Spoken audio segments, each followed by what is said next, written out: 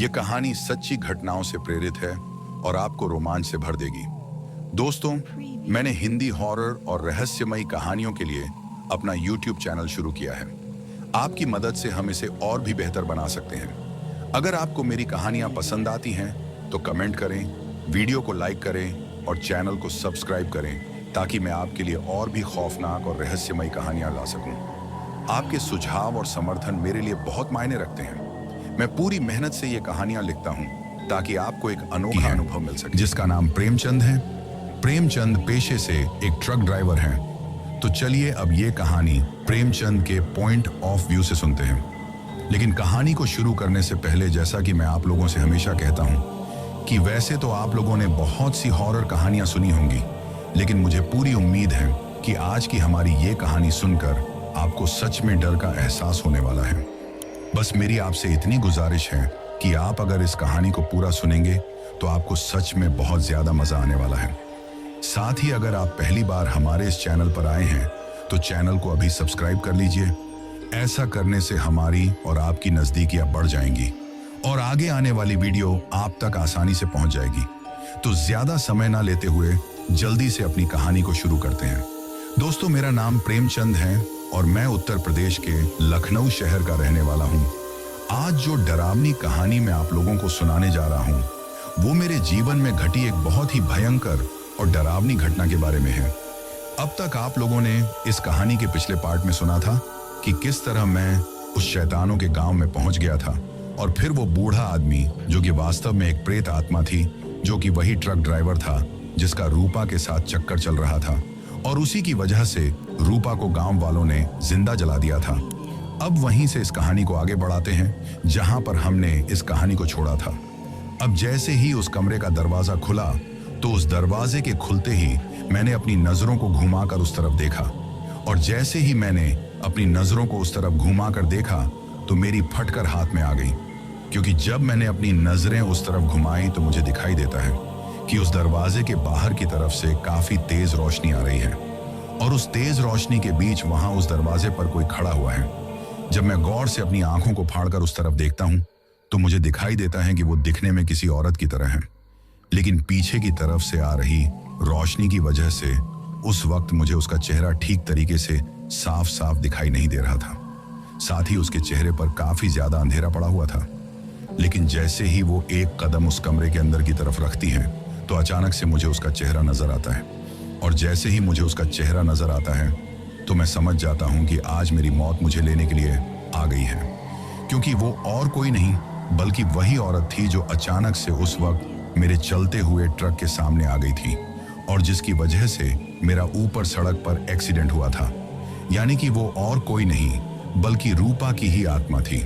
और शायद अब उसे पता चल चुका था कि वो बूढ़ा प्रेत, यानी कि वो ट्रक ड्राइवर की आत्मा मुझे उससे बचाने के लिए किसी दूसरे घर में लेकर आई है और उसी ने मुझे उससे बचाया है। लेकिन अब उसने हम लोगों को ढूंढ लिया था, पर मुझे समझ में नहीं आ रहा था कि आगे चलकर मेरे साथ क्या होगा। मैं तो बस उस पल को अपनी जिंदगी का अंतिम क्षण मानकर लगातार इसी बात का इंतजार कर रहा था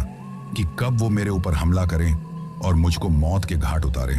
क्योंकि इस बात का मुझे अच्छी तरीके से अंदाजा था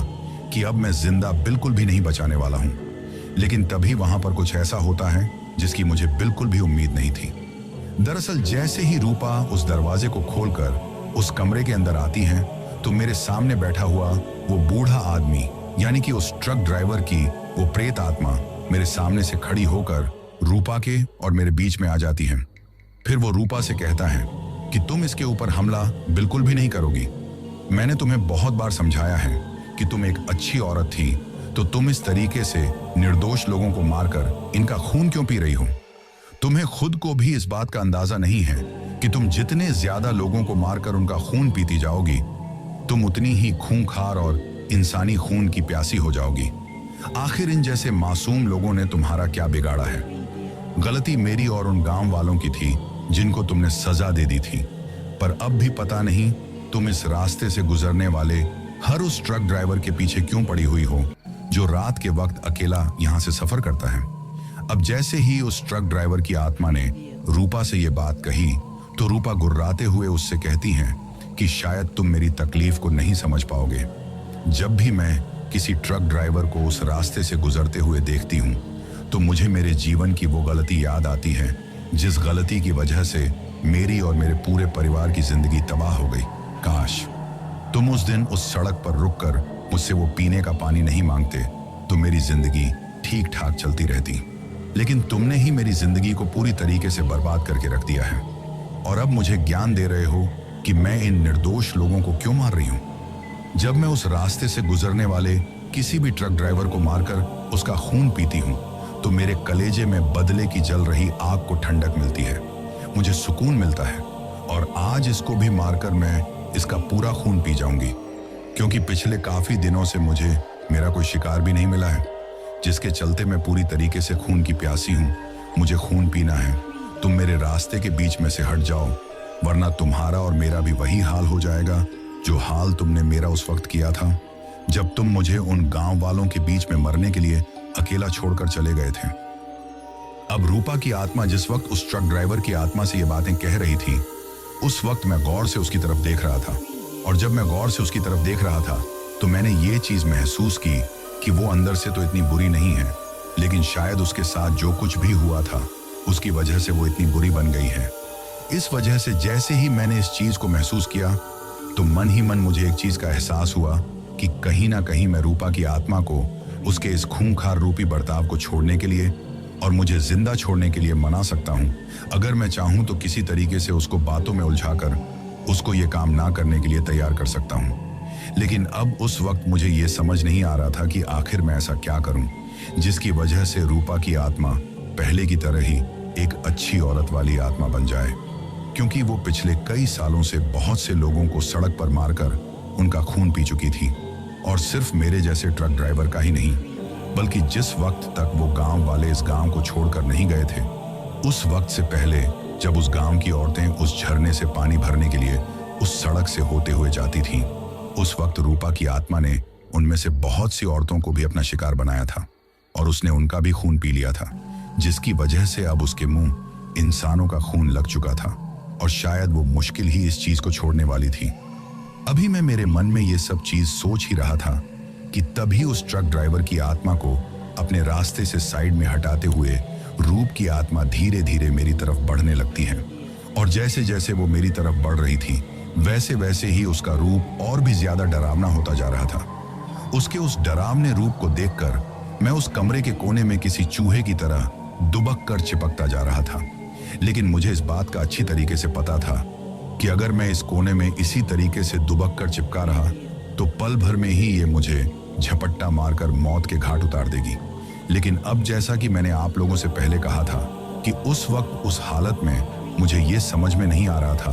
कि मैं ऐसा क्या करूं जिसकी वजह से मैं अपने आप को उन प्रेत आत्माओं के चंगुल से और उस शैतानों वाले गांव से बाहर निकाल सकूं।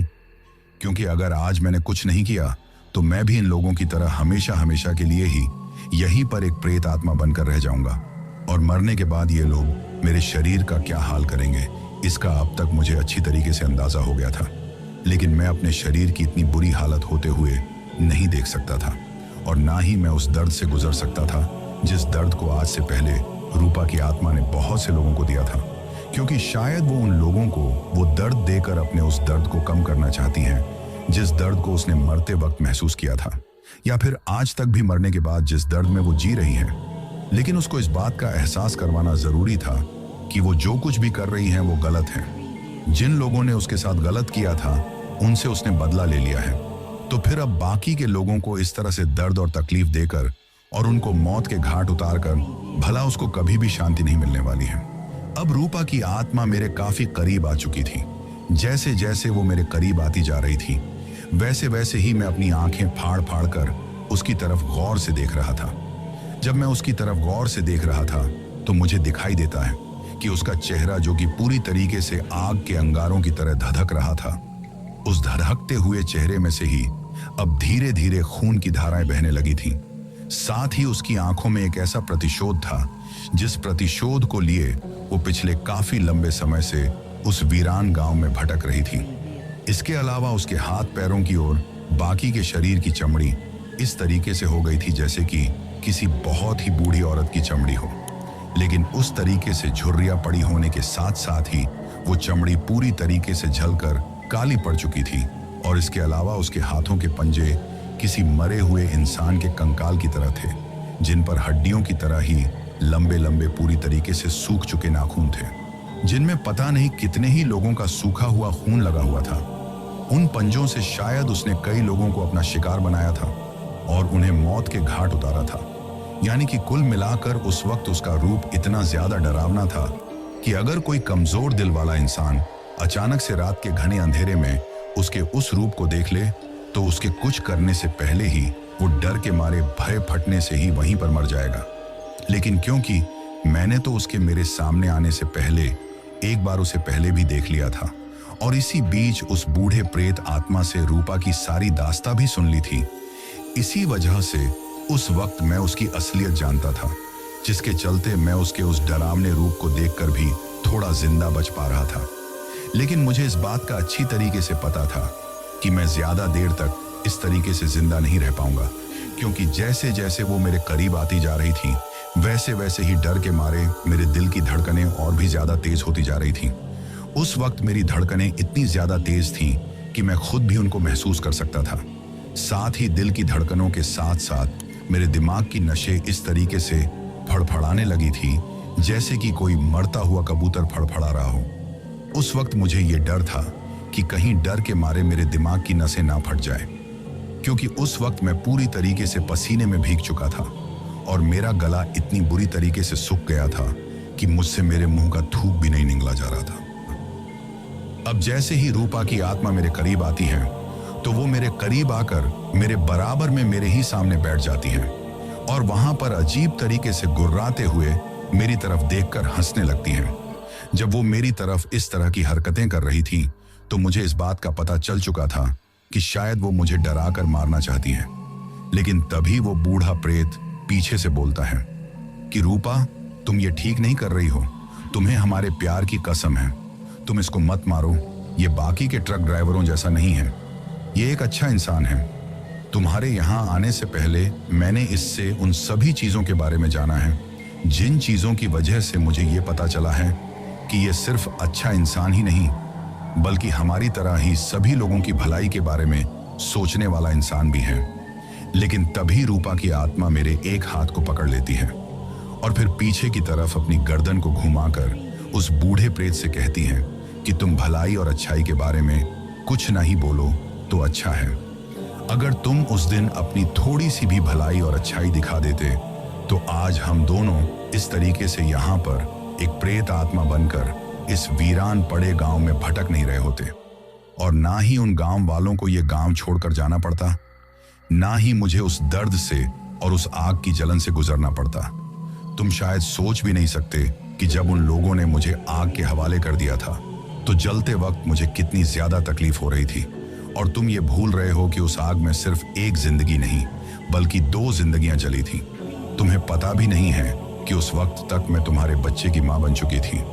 उसकी ये बात सुनकर वो ट्रक ड्राइवर की आत्मा उससे कहती है कि मैं उस बारे में अच्छी तरीके से जानता हूं, लेकिन उस वक्त मैं डर गया था। मुझे ये लगा कि कहीं गांव वाले तुम्हारे साथ साथ मुझे भी मौत के घाट ना उतार दे और मैं इतनी जल्दी मरना नहीं चाहता था। उसकी ये बात सुनकर रूपा गुस्से में होते हुए उससे कहती हैं कि तुम नहीं मरना चाहते थे, लेकिन तुमने मुझे मरने के लिए कैसे छोड़ दिया? तुम तो मुझे कहते थे कि मैं तुमसे बहुत ज्यादा प्यार करता हूं और तुम्हें हमेशा अपने साथ रखूंगा, तो फिर मुझसे प्यार करते हुए भी तुमने मुझे ऐसी हालत में क्यों छोड़ा जिस हालात के बारे में तुम्हें अच्छी तरीके से पता था कि उस हालत में रहते हुए मुझे मौत के अलावा और कुछ भी नसीब नहीं होने वाला। अब मैं भी मेरे सामने आने वाले हर उस इंसान को सिर्फ मौत ही नसीब कराऊंगी जो मेरे इस गांव में और उस सड़क से गुजरेगा। अब उस बूढ़े प्रेत ये बात कहते ही रूपा की आत्मा मेरी तरफ अचानक से पलटकर देखती है और फिर गुस्से में चिल्लाते हुए अपने उन नुकीले पंजों को मेरे पेट में घुसा देती है। अब जैसे ही वो उन नुकीले पंजों को मेरे पेट के अंदर घुसाती है तो उसके वो नुकीले पंजे मेरे पेट की चमड़ी को फाड़ते हुए मेरी अतड़ियों तक पहुंच जाते हैं और इसके साथ ही मेरे खून की एक बहुत तेज धार निकलकर रूपा के चेहरे पर गिरती है। जैसे ही मेरे खून की धार रूपा के चेहरे पर गिरती है तो रूपा की आत्मा अपने मुंह से अपनी लंबी से जीभ को निकालकर साइड में अपने चेहरे पर पड़े हुए उस खून को अजीब तरीके से चाटने लगती हैं और फिर उस खून को चाटते हुए अजीब तरीके से मुस्कुराती हैं। उस वक्त उसकी वो मुस्कुराहट इतनी ज्यादा डरावनी थी कि उस मुस्कुराहट को देखकर मुझे समझ में आ गया था कि अब इसके दूसरे प्रहार के साथ ही मेरे प्राण बेखुर हो जाएंगे, यानी कि मैं यहीं पर मारा जाऊंगा। अब जैसे ही रूपा के चेहरे पर मेरा खून पड़ा तो उसके चेहरे से एक अजीब सी झंझनाहट की आवाज आई और जिस जगह पर मेरा खून पड़ा वहां से अजीब सा धुआं उठने लगा था। उस वक्त वो चीज बिल्कुल उसी तरीके की हो रही थी जैसे किसी गर्म तेल में कोई थोड़ा सा पानी का डाल दे, और उसके बाद जैसे वहां से धुआं और अजीब सी झंझनाहट की आवाज आती है। उसी तरीके से अब रूपा के चेहरे पर मेरे खून की धार पड़ते ही वहां से वो आवाज और धुआं उठने लगा था। लेकिन इसके साथ ही मुझे एक ऐसा दर्द महसूस हुआ जिस दर्द को शायद मैं आप लोगों को आज शब्दों में भी बयां नहीं कर सकता। उस वक्त मेरे पूरे बदन में सिर्फ दर्द की लहर दौड़ गई थी। भले ही उसने अपने नुकीले पंजे को मेरे पेट के अंदर घुसाया हो, लेकिन वो दर्द अब मुझे मेरे शरीर के हर अंग से महसूस हो रहा था। लेकिन इसके साथ ही वो अपने उस पंजे को मेरे पेट के अंदर घुसाने के बाद अपनी उंगलियों को अजीब तरीके से हिला रही थी, जिसकी वजह से उसके वो पंजे मेरे शरीर के अंदर के हिस्से को भी काटने लगे थे। उस वक्त मेरी हालत इतनी ज्यादा खराब हो गई थी कि मैं उसे अपने मुंह से कुछ बोलकर कहना चाहता था, लेकिन मुझसे बोला भी नहीं जा रहा था। तभी मैं अपने हाथ से उसे थोड़ा सा रुकने का इशारा करता हूँ और किसी तरह कोशिश करके उससे ये कहता हूँ कि मैं तुमसे कुछ बात करना चाहता हूँ। अब मेरे द्वारा ऐसा इशारा करते ही रूपा की आत्मा अजीब तरीके से मुस्कुराते हुए अपने उन नुकीले पंजों को मेरे पेट से बाहर निकाल लेती हैं और मुझसे कहती हैं कि कहो, क्या कहना चाहते हो। भले ही मुझसे मरते वक्त मेरी आखिरी इच्छा ना पूछी गई हो, लेकिन आज तक जितने भी लोगों को मैंने मौत के घाट उतारा है, उन सभी से मैंने उनकी आखिरी इच्छा जरूर पूछी है, और सिर्फ पूछी ही नहीं बल्कि उनकी आखिरी इच्छा भी पूरी की है। तो मैं इस बार तुम्हें भी इस बात का पूरा मौका दे रही हूं कि तुम्हारी जो भी कोई आखिरी इच्छा है वो तुम मुझे बताओ, और मैं तुमसे वादा करती हूं कि मैं तुम्हारी उस आखिरी इच्छा को जरूर पूरा करूंगी। अब जैसे ही रूपा की आत्मा ने मुझसे ये बात कही तो उसके ऐसा कहते ही मुझे अपने आप को बचाने का एक मौका नजर आने लगा था। लेकिन शायद उस वक्त मैं ये गलत सोच रहा था, क्योंकि जब तक रूपा की आत्मा मेरे ऊपर हमला ना करती तब तक मैं अपने आप को सुरक्षित महसूस कर सकता था। लेकिन अब तक तो उसने अपने उन नुकीले पंजों से मेरे पेट को फाड़ दिया था, जिसकी वजह से अब वहां से लगातार खून बह रहा था। उस बहते हुए खून को देखकर मुझे ऐसा लग रहा था कि जैसे कुछ ही घंटे में मेरे शरीर का पूरा खून इसी तरीके से बह बह कर निकल जाएगा और खून की कमी होने की वजह से मैं यहाँ पर मारा जाऊंगा। और अगर खून की कमी होने से भी नहीं मारूंगा तो उससे पहले ही इस असहनीय दर्द को महसूस कर करके मेरे प्राण निकल जाएंगे। अब मैंने रूपा की आत्मा को कुछ देर रुककर अपनी अंतिम इच्छा बताने का इशारा तो कर दिया था, लेकिन उस वक्त मेरे दिमाग में ये नहीं आ रहा था कि आखिर मैं इससे ऐसा क्या कहूं जिसकी वजह से ये मुझे छोड़ दे, क्योंकि उस वक्त तक मेरे दिमाग में सिर्फ एक ही चीज चल रही थी और वो था वो बहुत भयंकर दर्द जिसको रूपा ने अपना पंजा घुसाकर मुझे दे दिया था। आप लोग खुद सोचो, अगर आपके शरीर पर कोई हल्की सी भी चोट आ जाए या फिर आपके शरीर का कोई अंग कट जाए तो उस वक्त आपका दिल और दिमाग पूरी तरीके से सिर्फ उस दर्द की बात को ही आपको याद दिला रहा होता है। उस वक्त आपको सिर्फ वो दर्द ही महसूस हो रहा होता है, उसके अलावा आप किसी भी चीज को सोच या समझ नहीं पाते हो। तो ठीक उसी तरीके से उस वक्त मेरा दिमाग भी उस दर्द के अलावा किसी भी और चीज को महसूस नहीं कर पा रहा था। लेकिन तभी मैं सोचता हूं कि अगर मैं ज्यादा देर तक इसी तरीके से चुपचाप पड़ा रहा तो ये फिर से मेरे ऊपर हमला करने में देर नहीं लगाएगी। इसी वजह से उस दर्द को महसूस करने के साथ साथ ही मैं अपने दिमाग के घोड़े दौड़ाने लगता हूं और ये चीज सोचने लगता हूं कि आखिर मैं यहाँ पर ऐसा क्या करूं जिसकी वजह से मैं इसके चंगुल से बच जाऊं। अभी मैं ऐसा सोच ही रहा था कि तभी दर्द में करहाते हुए मुझे उस बूढ़े ट्रक ड्राइवर की प्रेत आत्मा की कही हुई एक बात याद आती है।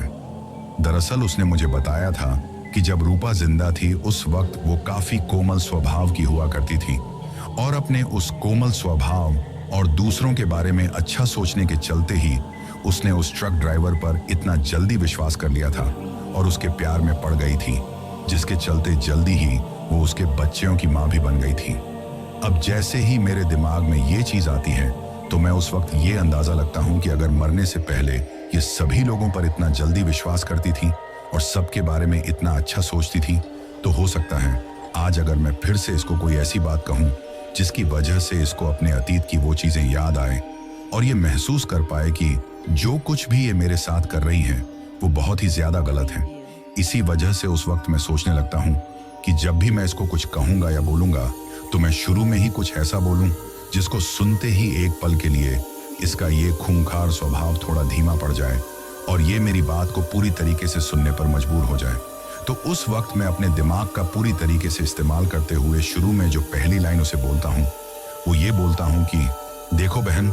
मैं तुम्हारा बिल्कुल भी बुरा नहीं चाहता हूँ और ना ही आज तक इस ट्रक ड्राइविंग का काम करते हुए मैंने किसी भी राहत चलती हुई या कहीं पर मिली हुई औरत पर बुरी नजर डाली है।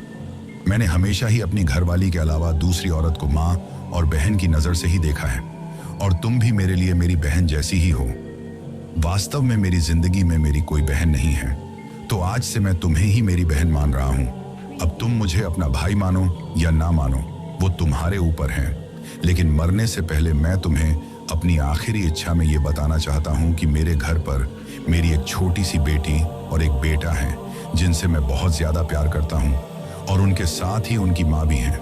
जो कि शायद इस वक्त भी अपने छोटे छोटे बच्चों के साथ सोते हुए और उनको सुलाने की कोशिश करते हुए आंखों में ये सपना बुनते हुए मेरी राह देख रही होगी कि कब मैं घर पर वापस आऊंगा और कब उन लोगों के लिए जो जरूरत की चीजें हैं वो उन्हें लाकर दूंगा, कब घर का खत्म हो चुका राशन उन लोगों के लिए लेकर आऊंगा, कब मैं काम करके वापस घर पर जाऊंगा और आने वाले त्योहार पर उन लोगों को नए नए कपड़े और खाने के लिए स्वादिष्ट चीजें लाकर दूंगा। इस वक्त जब मैं बिल्कुल मौत के मुंह में जाने के करीब हूं, उस वक्त भी मेरी घरवाली मेरी राह देख रही होगी, ठीक उसी तरीके से जब तुम्हारी नई नई शादी हुई थी और तुम्हारा घर वाला किसी काम से बाहर जाता था तो तुम उसके वापस आने का इंतजार करती थी, या फिर ठीक उसी तरीके से जब ये ट्रक ड्राइवर जिसको तुम अपना दिल दे चुकी थी और तुम इसका उस सड़क पर आने का इंतजार करती थी ताकि तुम इससे सबसे चोरी छुपे मिल सको। ठीक उसी तरीके से शायद आज मेरी बीवी और मेरे बच्चे भी मेरा इंतजार कर रहे होंगे। मेरी छोटी सी बेटी जिससे मैं घर से आते वक्त ये वादा करके आया था कि मैं वापस आते टाइम उसके लिए एक चॉकलेट लेकर जाऊंगा, लेकिन शायद आज मेरे यहाँ पर मर जाने के बाद उसको वो चॉकलेट लाकर देने वाला कोई भी नहीं बचेगा।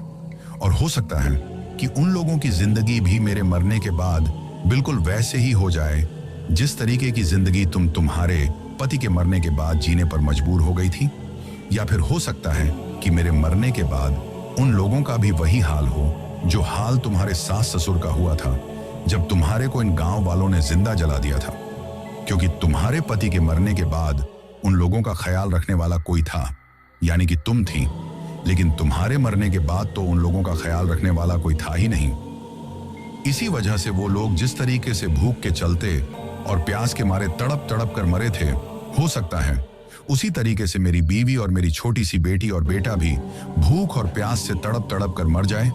क्योंकि तुम सिर्फ इस एक गांव को ही वैसे भूखे भेड़िए की तरह के लोगों से आजाद करा पाई हो। बाकी की दुनिया आज भी उसी तरीके की है।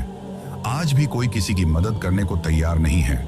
बल्कि जो इंसान किसी भी कारण से दुख में पड़ जाता है तो उसको दुख में देखकर लोग उसकी मदद करने के बजाय उसकी हंसी ही उड़ाते हैं। हर कोई इस मौके की तलाश में होता है कि उसको सामने वाले की कोई कमजोरी पता चले और उस कमजोरी का फायदा उठाकर वो उसका गलत तरीके से इस्तेमाल कर सके। हर कोई आज भी इसी सोच में है कि किसी भी तरीके से सामने वाला इंसान हमारे से नीचे की जिंदगी ही जिए या फिर हमेशा हमारे कहे अनुसार और हमारे इशारों पर ही चले। आज भी हर मर्द की नजरों में घर के बाहर की सभी औरतें एक वेश्या की तरह ही हैं, जिनको वो हमेशा ही एक हवस की नजरों से देखता है। तो मुझे डर इसी बात का है कि मेरे मरने के बाद कहीं मेरी बीवी के साथ भी कुछ वैसा ही ना हो जैसा तुम्हारे साथ हुआ था, यानी कि जिस तरीके से तुमने किसी अनजान शख्स पर भरोसा करके उस पर अपना सब कुछ लुटा दिया था और तुम बिना शादी किए ही उसके बच्चे की मां बन गई थी, तो कहीं कोई मेरी बीवी के साथ भी वैसा ही कुछ करके उसको भी धोखा ना दे दे, कहीं उसको बीच रास्ते में छोड़कर ना चले जाए। और फिर हो सकता है कि जिस तरीके से तुमको इन गांव वालों ने जिंदा जलाया था, उसी तरीके से उसको भी मेरे गांव वाले मौत के घाट उतार दें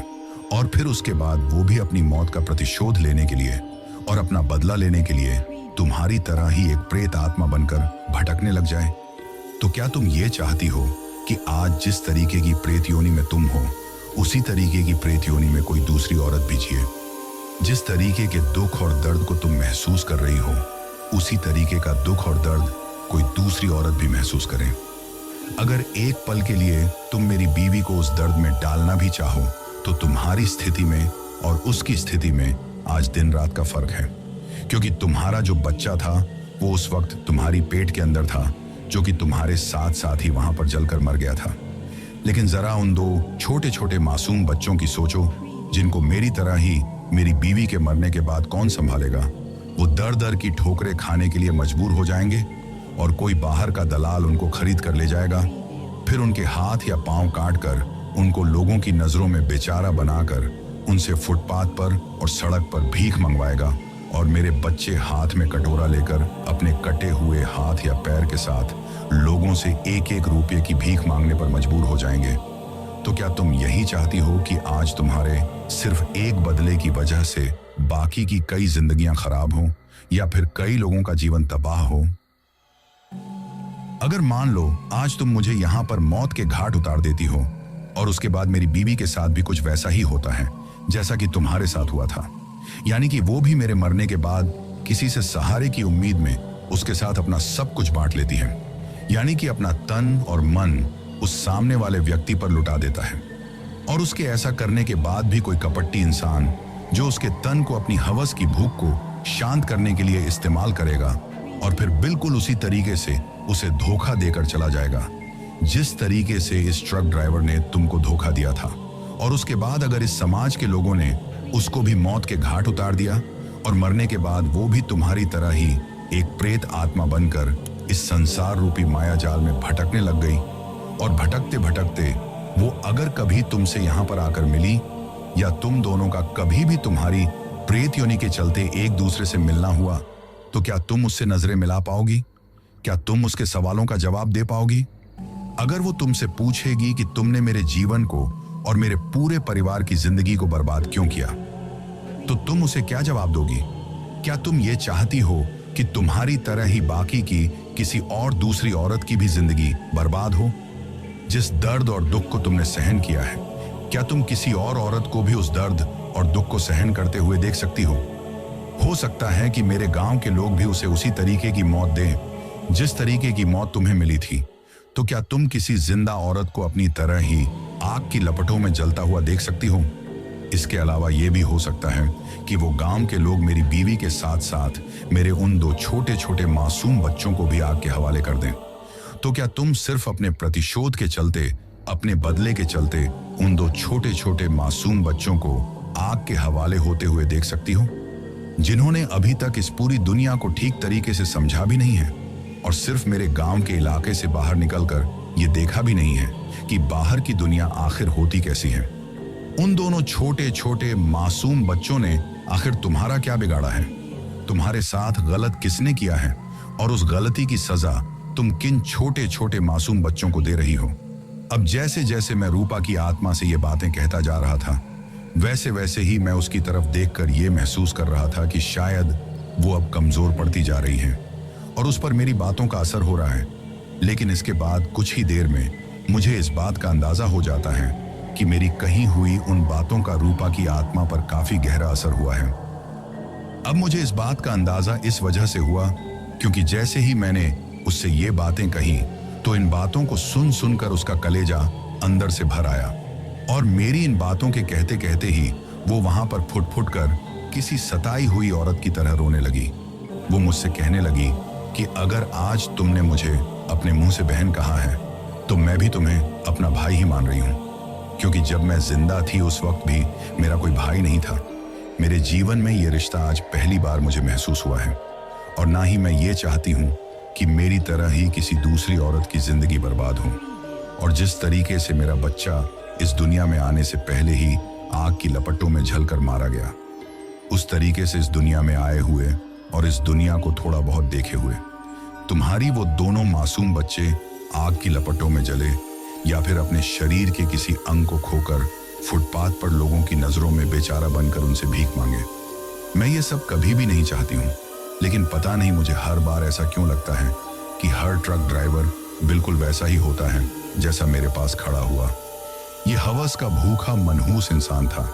रूपा की आत्मा की ये बात सुनते ही वहां पर खड़ी हुई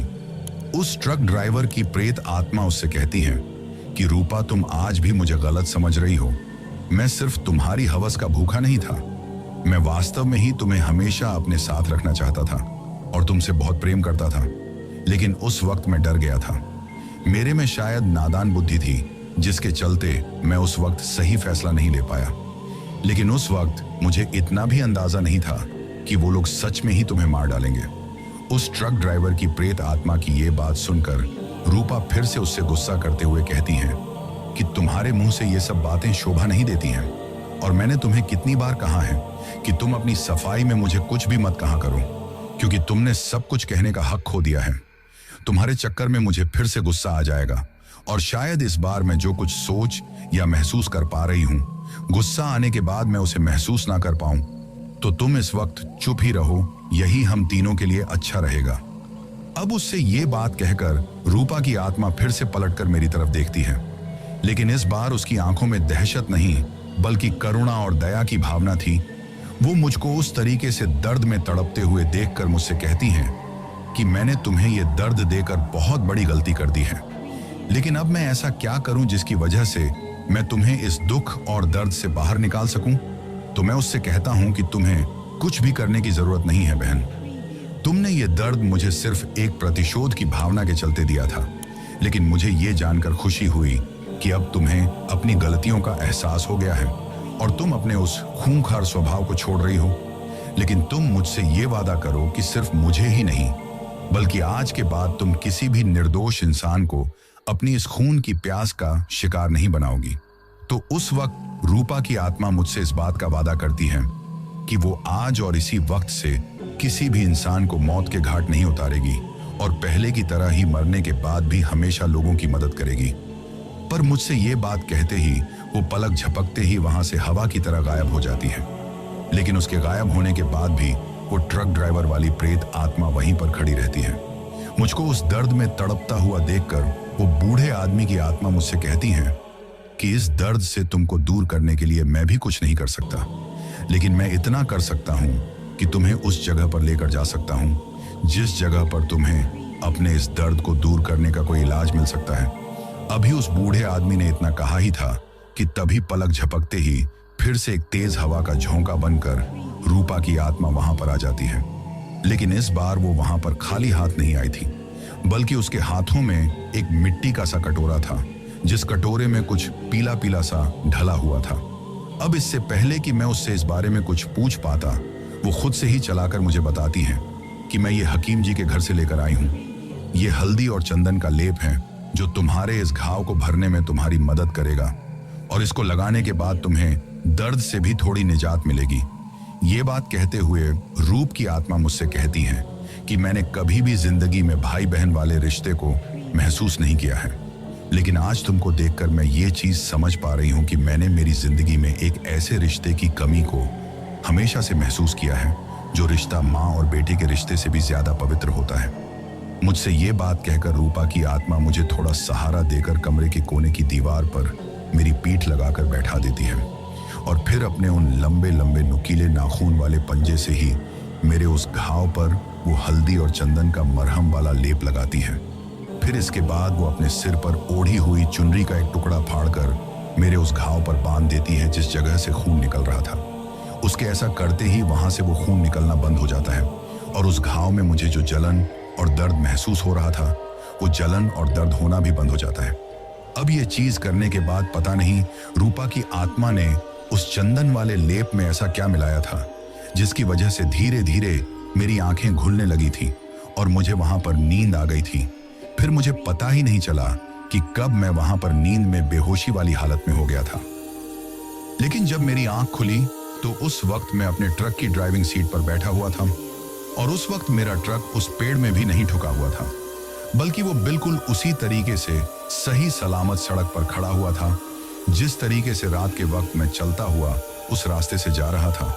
लेकिन आंखें खुलने के बाद मुझे ऐसा लगा कि कहीं मैंने कोई सपना तो नहीं देखा। लेकिन उस वक्त वहां पर दो चीजें ऐसी मौजूद थीं जिन चीजों की वजह से मुझे ये यकीन हुआ कि मैंने कोई सपना नहीं देखा था, बल्कि मैं हकीकत में ही रूपा के उस गांव में चला गया था। दरअसल जब मेरी आंख खुली तो मुझे वहां पर दिखाई देता है कि उस खाली जगह पर खड़े होने के बावजूद भी मेरे ट्रक के आगे वाले शीशे पर बिल्कुल उसी तरीके के खरोच के निशान बने हुए हैं, जिस तरीके के खरोच के निशान मुझे रात के वक्त दिखाई दिए थे जब मेरा ट्रक उस पेड़ से जाकर ठुक गया था। लेकिन अब वो खरोच के निशान बिल्कुल किसी लाल लाल रंग में बदल गए थे, और उन खरोच के निशानों को जब मैं गौर से देख रहा था तो उनसे एक ऐसी आकृति बन रही थी जिस आकृति को देखकर मुझे किसी भाई बहन वाले रिश्ते के प्रतीक की निशानी बनते हुए दिखाई दे रही थी। यानी कि उस वक्त वो खरोच के निशान लाल रंग में बदलकर एक राखी के आकार में बदल गए थे। जब मैं गौर से उनको देख रहा था तो मुझे ऐसा लग रहा था कि जैसे एक राखी के डिजाइन में ये लाल रंग के खरोच के निशान मेरे शीशे पर बन गए हों। और इसके अलावा दूसरी चीज मुझे ये महसूस हुई कि उस वक्त जैसे ही मैंने अपने एक हाथ से मेरे पेट को छुआ तो उस वक्त भी मेरे पेट पर रूपा की आत्मा के द्वारा लगाया गया वो चंदन का लेप और उसकी वो चुनरी का टुकड़ा बंधा हुआ था, जिस चीज को देखकर मुझे ये यकीन हो गया था कि मैंने वास्तव में ही कोई सपना नहीं देखा था, बल्कि ये चीज मेरे साथ हकीकत में ही हुई थी। लेकिन अब मैं अपने आप को खतरे से बाहर महसूस कर पा रहा था। फिर मैं अपने ट्रक को वहां से स्टार्ट करता हूं और धीरे धीरे उस रास्ते पर आगे की तरफ जाने लगा था। लेकिन थोड़ी दूर आगे चलने के बाद ही मुझे रास्ते पर फिर से उसी तरीके से कि एक औरत चलते हुए दिखाई देती है। लेकिन जैसे ही इस बार मैं उस औरत को गौर से देखता हूं तो मुझे दिखाई देता है कि उस औरत ने अपने सिर पर जो चुनरी ओढ़ रखी है उसका एक तरफ का थोड़ा सा टुकड़ा फटा हुआ है। लेकिन जैसे ही मेरा ट्रक उसके पास से गुजरा तो वो पलटकर मेरी तरफ देखती है, और जिस तरीके से अपन जाते वक्त किसी से बाय बाय करते हैं यानी कि टाटा करते हैं, उसी तरीके से वो औरत मेरी तरफ हाथ हिलाते हुए मेरे से बाय बाय करती है।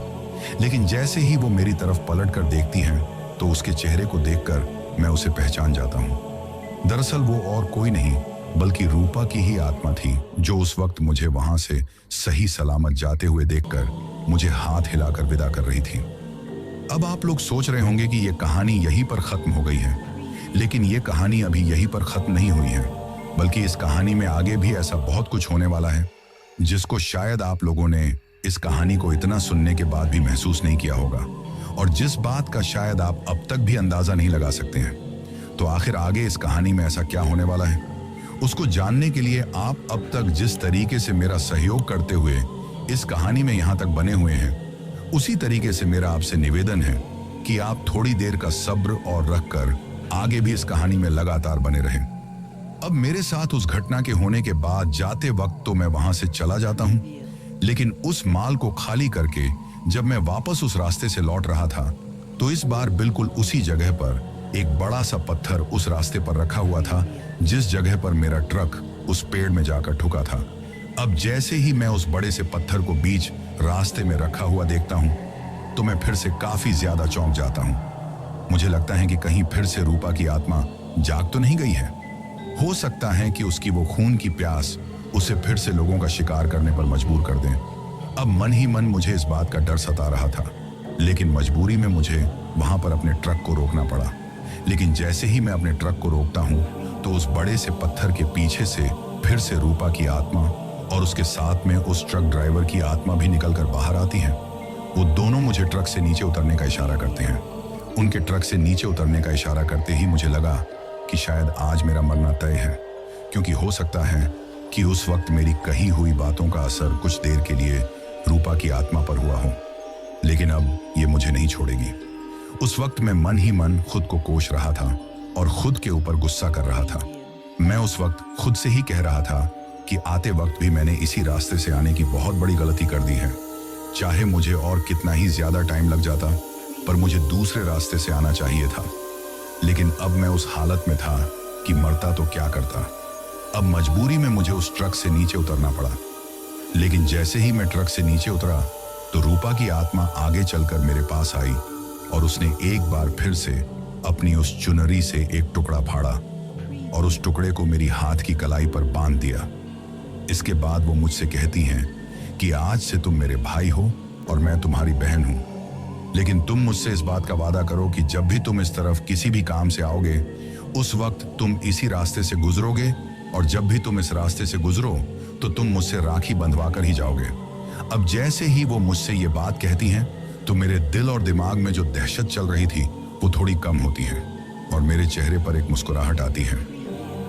इसके बाद मैं रूपा की आत्मा से ये वादा करता हूँ कि मैं जब भी इस तरफ किसी काम से आऊंगा, तब मैं हर बार तुमसे राखी बंधवा कर जाऊंगा। लेकिन इसके बाद रूपा के साथ मौजूद उस ट्रक ड्राइवर की आत्मा मुझसे कहती है कि ये तो पागल हो गई हैं।